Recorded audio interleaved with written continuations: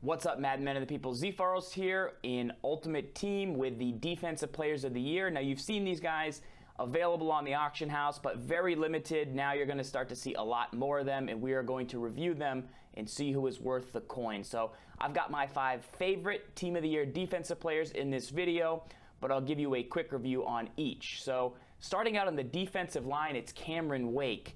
84 speed, 88 acceleration. I've said it about Cameron Wake quite a bit. His speed has always been down because he is an older player in this game. But with this version, he gets jump snap.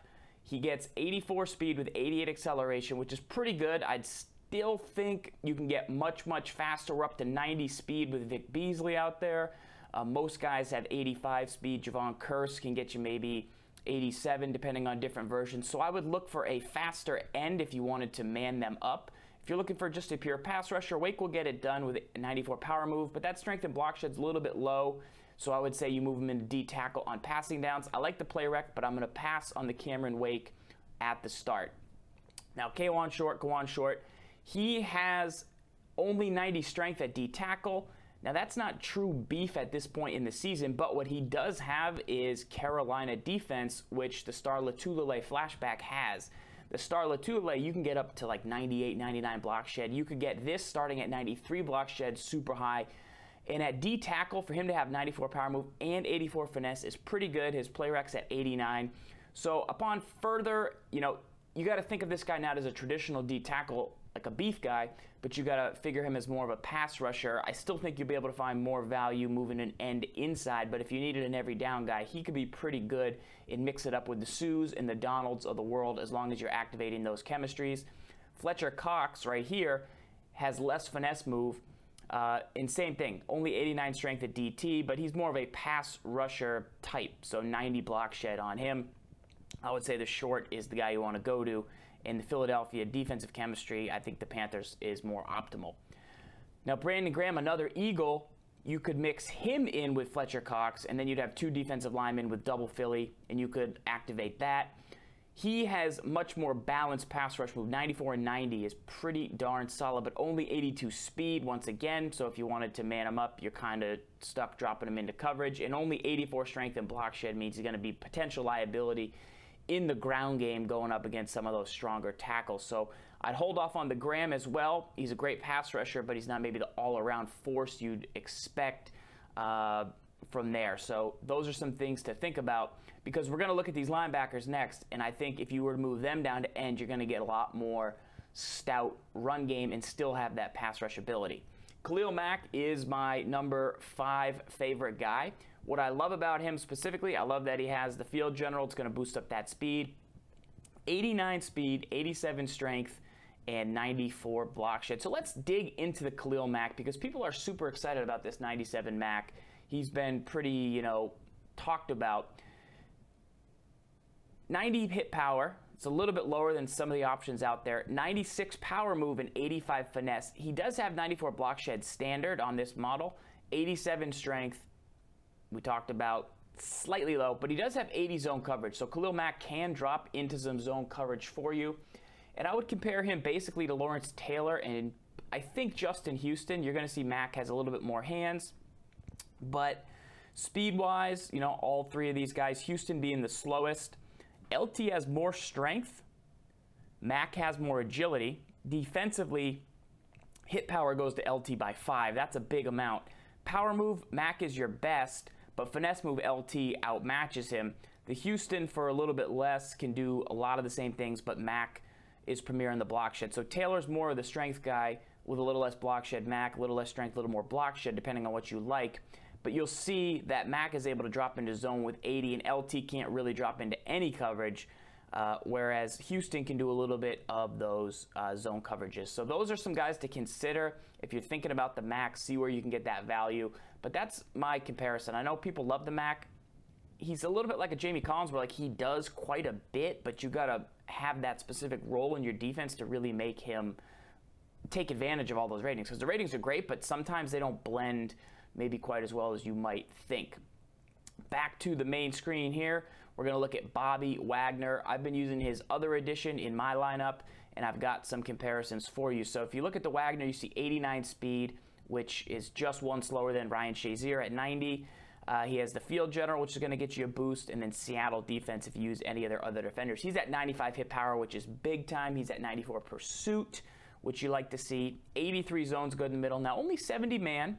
Only 70 man. That's a little low. You'd like to see Wagner maybe get that up there, but 92 play rec is peak in this option right now. So if I compare him to some other options, it's most favorably going to be to Shazier, whose price is holding steady as he has the two best chems, I believe.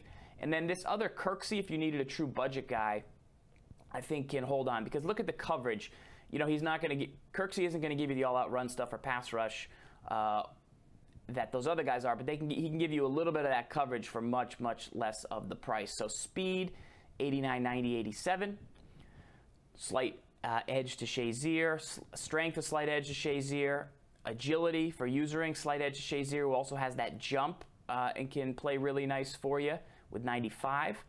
Defensively, hit power is going to go to Wagner, which I love. He lays some big-time hits in the game. Neither of them have much pass rush move. 87 is pretty solid, but that's not what you're getting into them for. I love the 92 play rec. Man coverage, you can see that Kirksey is actually the best. In zone, Wagner slightly better than Shazier, but still not quite as good as Kirksey. So overall, the Wagner is just super fast, loaded up in the middle. You put him next to Shazier, you got two 90-speed guys in the middle. I still think you compare him to a Deion Buchanan, hot hands, and Eric Reed. See if you can pull some other value out of there, because I think you only maybe have budget or space for one of these guys in your lineup, and you'd probably want to use the Shazier because you can get a little quicker. But I do love the hit power on the Wagner if you can afford it. He is my number 4 option here in this one. Now let's also take a look at Sean Lee next. So we have Sean Lee right here. He strolls into this thing as my number 3 selection. 87 speed. Teeny bit slow, but he does have 80 strength, a little weak off the edge, but that's not his game. What is his game? His game is all-out coverage. So we look at Sean Lee, he is all-out coverage guy, plus he has the hands to back it up at this elite level and cost. 89 hit power, all 3 of these guys have 89 hit power. Zone coverage, 90 zone coverage on Sean Lee, only 86. And then you see 89 on the KJ Wright. So these are the guys I would most likely compare to him. Levante David in the middle with 86 zone.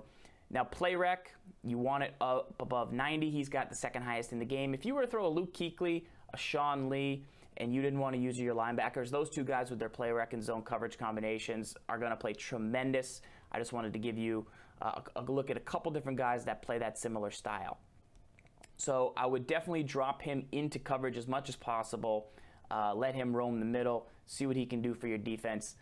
I love that he has field general and coverage linebacker options right there, because those, like I said, are the 2 best. They'll stack with the Shazier, and you'll get his speed up to 89, which makes him pretty solid. You may have to take him out a little bit in the run game.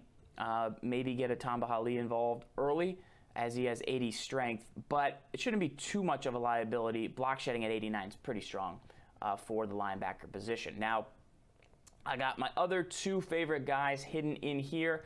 One is not Paul Posluszny, 84 speed at middle linebacker, flat out too slow, I think, at this point, with only 81 zone. Now, he does have great play rec, decent hit power.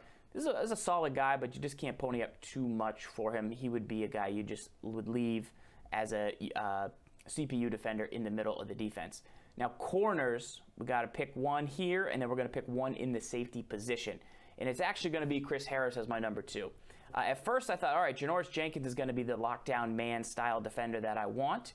But if you really look at Chris Harris, he's a little bit slower with only 91 speed, but his agility at 95 plus double Denver with that 95 man coverage, 95 play rec is extremely high. Chris Harris always been a really underrated Madden defender, in a sense of he's great on Sundays. Madden, the game, gives him great ratings. They see that he's a great man corner defender. Like 2 years ago, they really bumped him up based off of his performance on the field.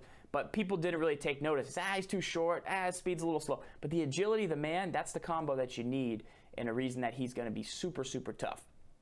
Same thing. This is Team of the Year man defense. Zone's been the predominant way people have played, but you now have enough man ammo to play man coverage every snap. I've been experimenting with a new quarter-style man defense.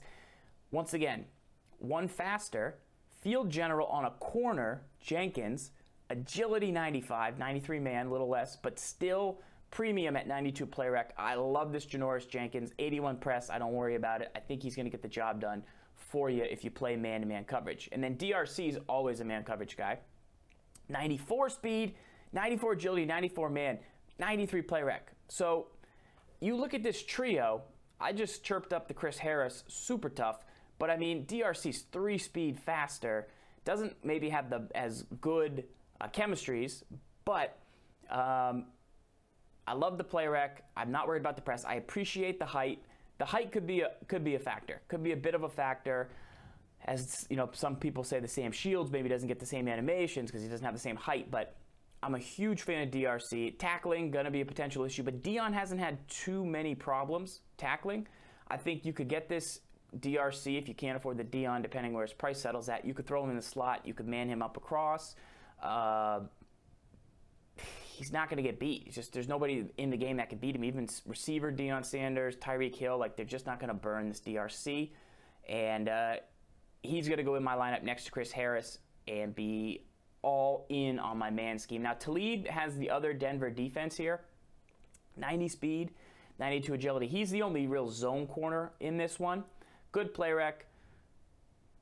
But I think if you're going to, go in on this and you get some of these man guys, then Talib as a zone guy, you kind of have to pass on because he doesn't really fit exactly. He fits the way the game is being played, but a little slower, definitely more of a zone style corner. Now, people love Eric Berry at free safety, and I am selecting him as my second, as my number 1 guy to look for here. 92 speed, 92 excel. That's extremely fast for the safety position with 93 zone coverage, play rec at 90. If going off of the way the other Eric Berrys have played this season, he's been far and away one of the most, selected safeties in the community. Is like, I have the Berry, he just plays well. I do have some reservations about the 89 hit power, but that speed, that zone coverage and play rec, that triangle right there, 48 cap, gonna be huge. If you really don't think the Berry is going to force many fumbles for you, then you could go Devin McCourty, as he has much less power, but he's not quite as fast. So you get a little more zone coverage, a little more play rec, but you don't quite have the speed or excel of the Berry.